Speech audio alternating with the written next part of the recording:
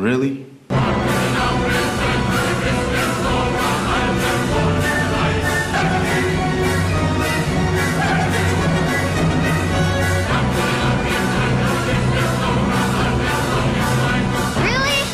Really? It's time for a phone to save us from our phones. New Windows Phone, designed to get you in and out and back to life.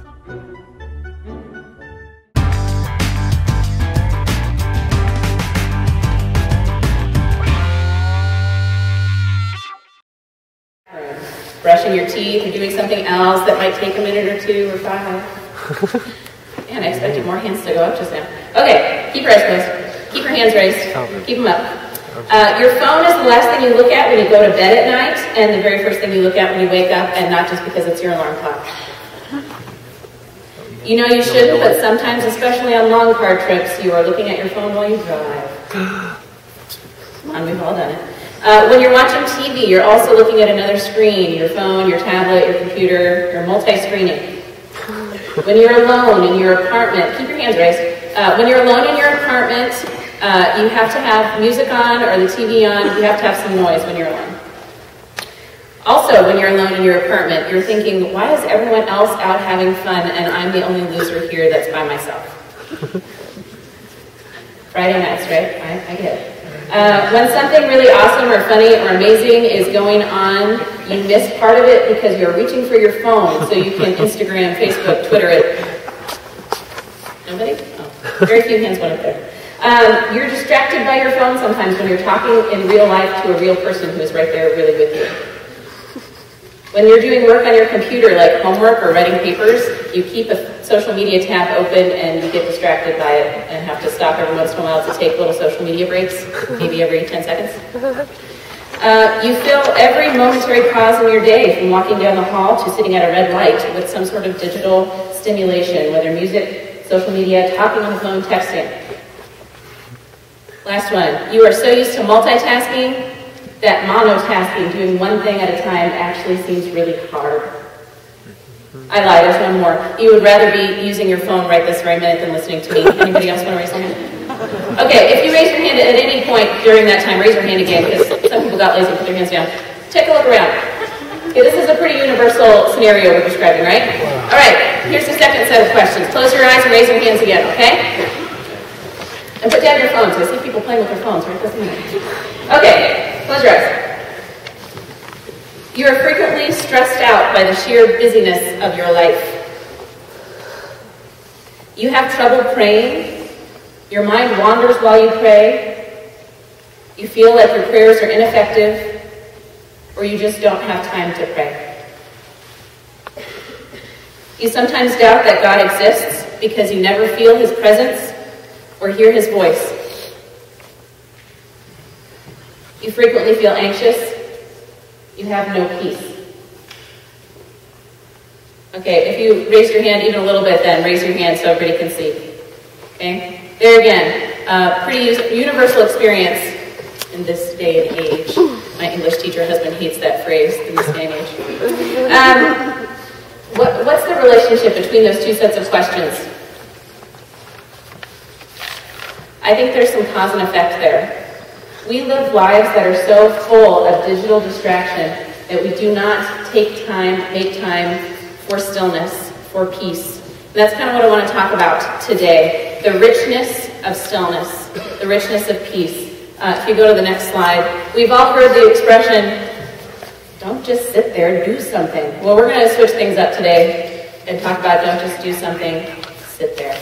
I've got a panel of speakers today because I am not an expert on this topic by any means. As my husband can attest, I can hardly sit still and watch TV without doing something with my hands at the same time. So I brought up some people who are much more qualified to talk about the topic of stillness and silence. Mark Houston, Matthew Miller, Ben Berry, and Eric Berry. Come on up here, guys.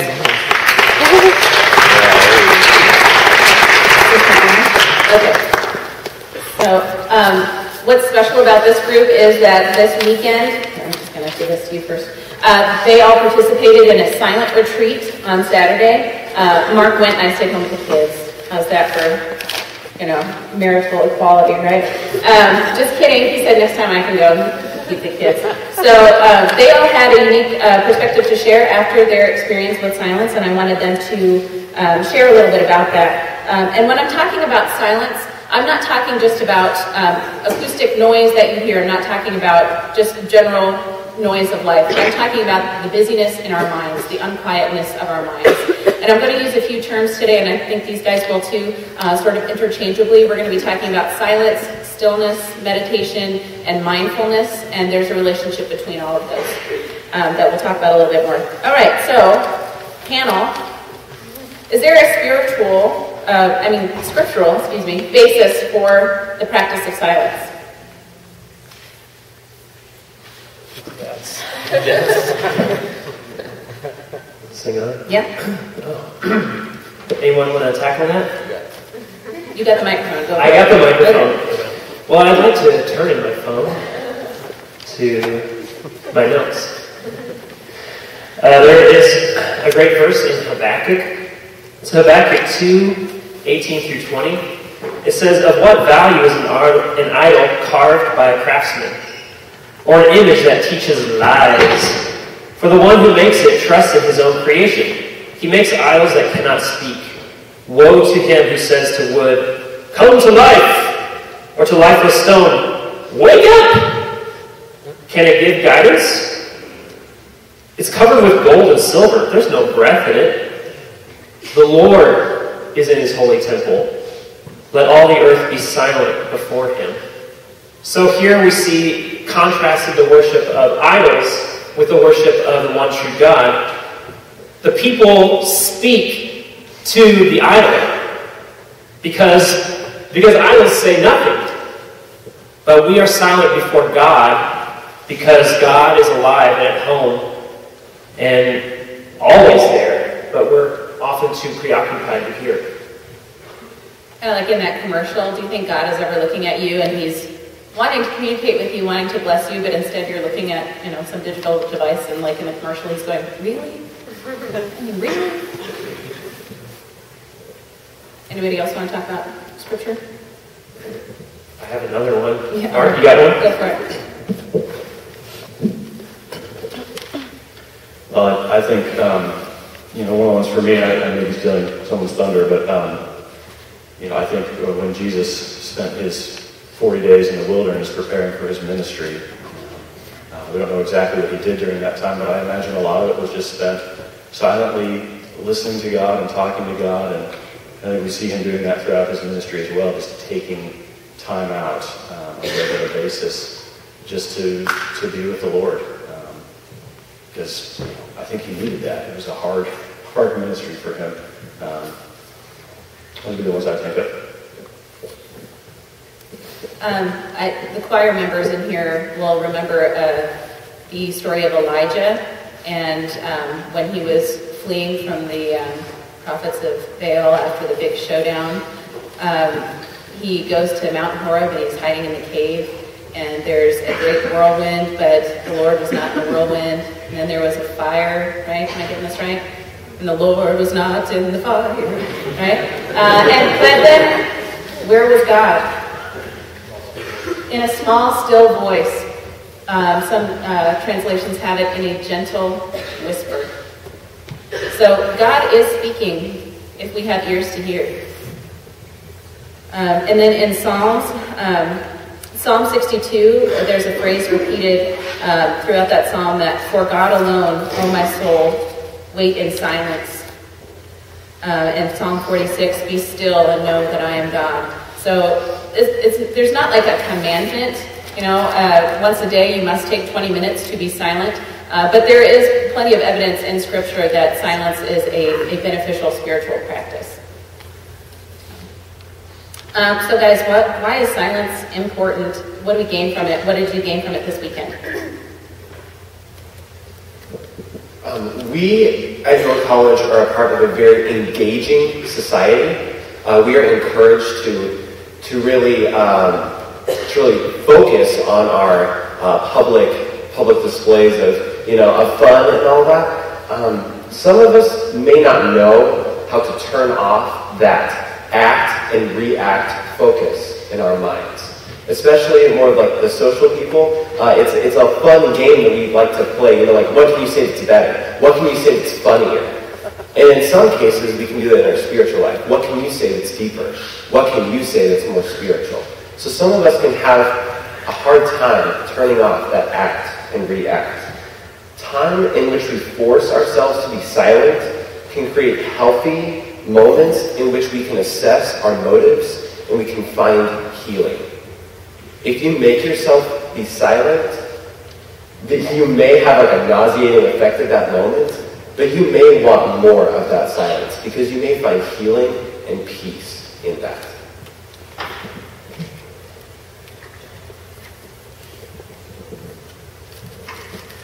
I like what you said. Thanks, Matt.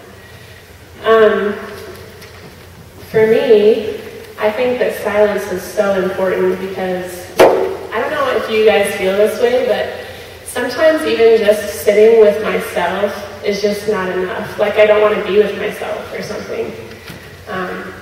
And so in my journey of silence and solitude, and I'm a yoga teacher, so I do a lot of breath work, you know, before every class and during the class.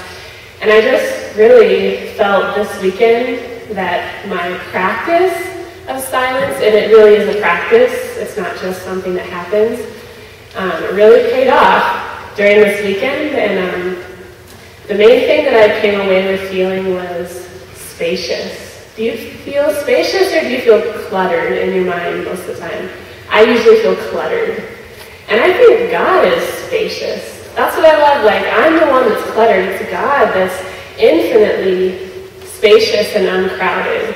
And when I come out of the heaps of my own thoughts and my things around me and stuff, and it's just me in the bare infinity of God's uncrowded presence, it's a very intimate moment, a unifying moment with me and God. And I also really like that there's not pressure. So I learned to stop controlling things and just let God be with me. So in my times of silence, I'm usually not asking for anything except, let's be together, God. So there's no expectation, really.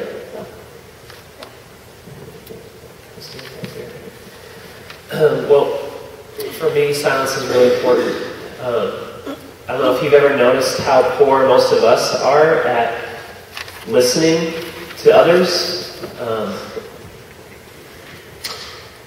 I think that few of us really ask genuine questions of others and are able to really, really listen, really take in what it is that they're saying, really be there.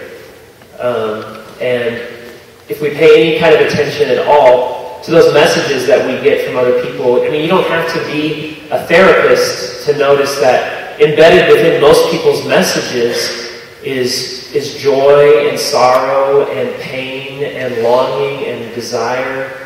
And to spending time in silence is something that prepares us, kind of prepares that spaciousness within to really be with, to really listen to another person, and also to have a deep communion with God.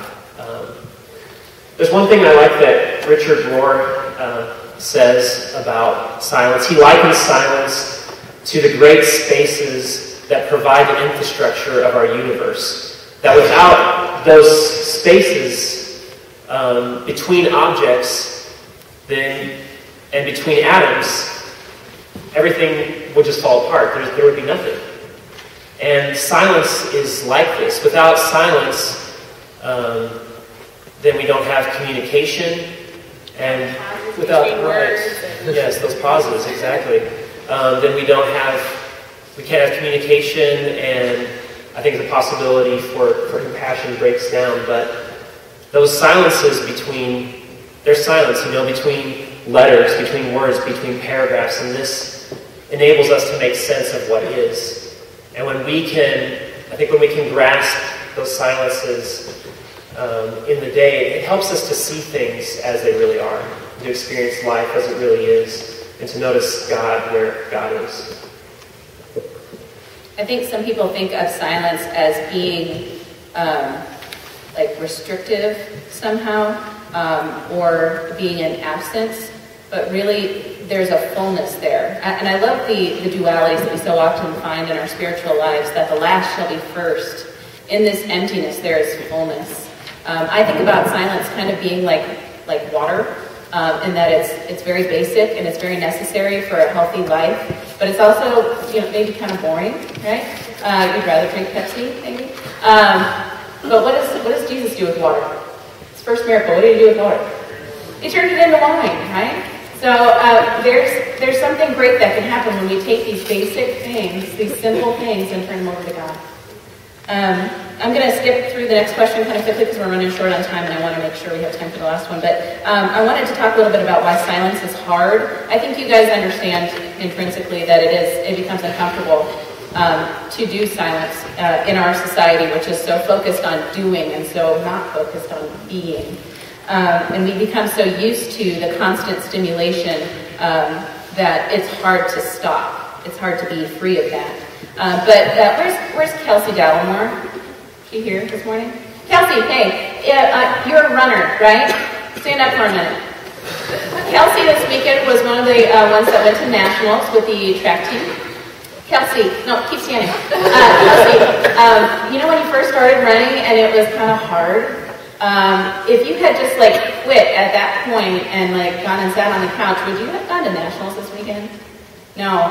So you're saying you have to push past that period of discomfort to see some reward? I think you can sit back down now. It feels really awkward. Thank you, Kelsey.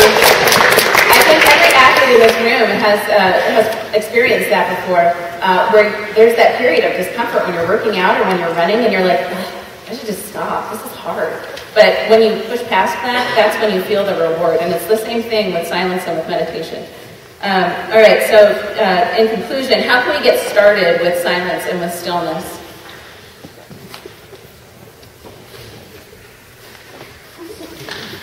I'll start. Okay. So the season of Lent is coming up soon. It starts next week. And I know that there's probably a lot of CFCers in this room that aren't terribly familiar with Lent. But it's a 6-week period prior to Easter where believers can focus on purifying their minds before we celebrate Christ being risen. And so a lot of believers will do a fast during that period, abstain from some activity so that they can draw closer to God. 2 years ago during Lent, I did a fast from NPR, which sounds really stupid maybe to a lot of people in this room. But I listen to the radio a lot. I'm kind of a news junkie. And so I found that whenever I was in those spaces we talked about, walking across campus or doing something mundane at home, I was using NPR just to kind of fill my mind. And so for 6 weeks I did not do that at all, and I found it very refreshing. So maybe something that you could do to experience silence is think about what you might give up during Lent, or you can start today. You don't have to start next Wednesday when Lent begins. Maybe something to do with technology, maybe a particular social media outlet that you feel like might help you to focus more on God without that for a period in your life. If silence sounds super boring to you, one thing, if your image is just sitting in the lotus position, and closing your eyes and meditating, I think that just being mindful of the task at hand is one way of meditation. So I think meditation is just that your mind isn't in 1,000 places, it's in one place. And so when you're washing the dishes, instead of turning on the TV or something, instead you just wash the dishes. And I have to do it, I'm just I'm washing the dishes, I'm washing the dishes, I'm washing the dishes. Just to stay present with what I'm doing.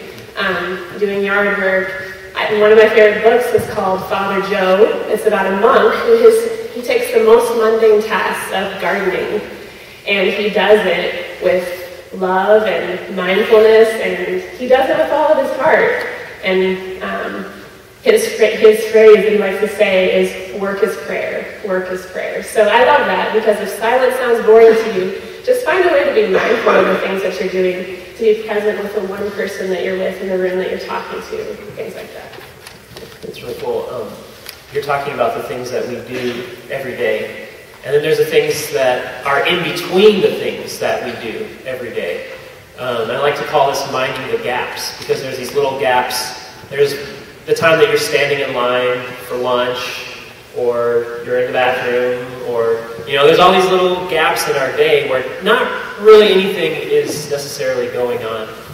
And taking those times, I think, to not just whip out the phone or be on social media, whatever, but to pay attention to what's going on right there in that moment, to recenter, to bring yourself back. So this isn't adding anything into your day. It's just noticing what's going on in your day, in your life, in your heart. You're standing in line for lunch. Just pay attention. What am I feeling right now? What's going on with me? Where do I notice God in my life right now? Thomas Merton said, every moment and every event of every person's life plants something in his soul. And so those moments too, are a tremendous opportunity for something divine to be planted in your soul. I think for me, one of the things I have to get comfortable with is being limited. I think it was Kierkegaard who says we are terrified by being finite. It drives me nuts that I can't do everything. And one of the things that freaks me out is that I just might be missing something. Something going on Facebook, something going on Twitter, something going on with my friends or my family, or, constantly just feeling pulled in a million directions at once. And if I'm multitasking, I give myself the illusion that I'm not missing anything, or that I'm plugged into everything I need to be plugged into. And, for me, I think one of my problems with silence is that I'm afraid. I'm afraid that I'm missing something, or I'm not, being as productive as I should be, or whatever. And there's a lot of, performance mentality tied up in that. So I think one of the things I took away from our retreat, and I guess I'd like to share with you all, is just be okay with not being able to do everything. Be okay with being limited and focused. And if you do decide to take time for yourself to be silent, you may feel that you're depriving yourself of an experience, but something that I'm kind of realizing is that if I choose to have time for silence, I'm enhancing the experience that God has given me on this earth. And that's where we're going to leave you today. Feel free to come up and visit with us more about the silent retreat. Ben leads those from time to time. Erica does a meditation class. Ben does a meditation class every Monday night. So if you're interested in that topic, please come see us afterwards. Thank you for your attention this morning.